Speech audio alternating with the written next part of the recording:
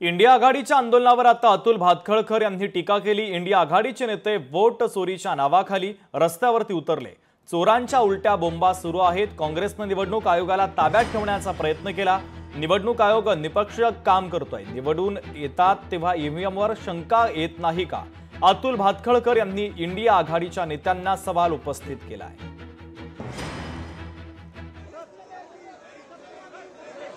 दरम्यान इंडिया आघाडीच्या आंदोलनासंदर्भात हसन मुश्रीफ यांनी देखील प्रतिक्रिया दिलेली आहे।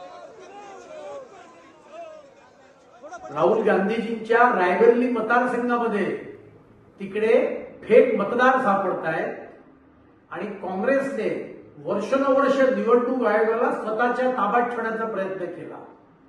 ज्या चावलाने सोनिया गांधींकडनं एमपी फंडातून मदत घेतली त्या चावलांना निवडणूक आयोगाचं प्रमुख केलं।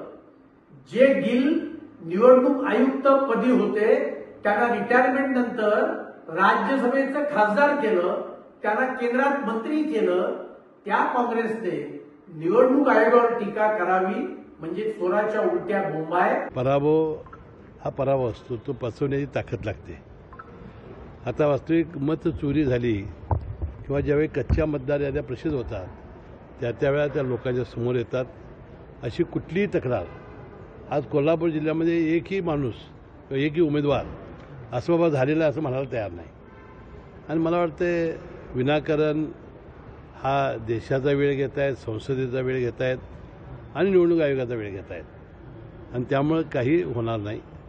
मला वाटतं बिहारच्या निवडणुकीसाठी त्यांचा काहीतरी हा प्लॅन असू शकतो असं माझं मत आहे। राहुल गांधीचं सर्व विरोधी पक्षाची नौटंकी सुरू आहे। त्या संदर्भामध्ये निवडणूक आयोगानं स्वयंस्पष्ट अशा प्रकारचं उत्तर राहुल गांधींना संबंधितांना दिलेलं आहे। त्याचबरोबर राहुल गांधींनी प्रेझेंटेशन दिल्यानंतर आपण आयोगाकडे या ॲफिडेव्हिटवर आपल्या मागण्या करा, प्रत्येक प्रश्नाचं नीट उत्तर देऊ अशा प्रकारची भूमिकासुद्धा आयोगानं घेतलेली आहे। जनतेच्या दरबारात त्या ठिकाणी त्यांना जनाधार मिळत नाही।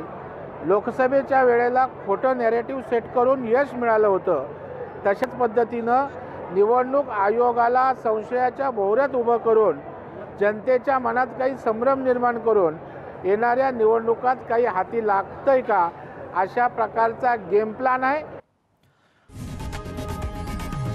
लोकशाही मराठी ऐका, पहा, जागरूक रहा।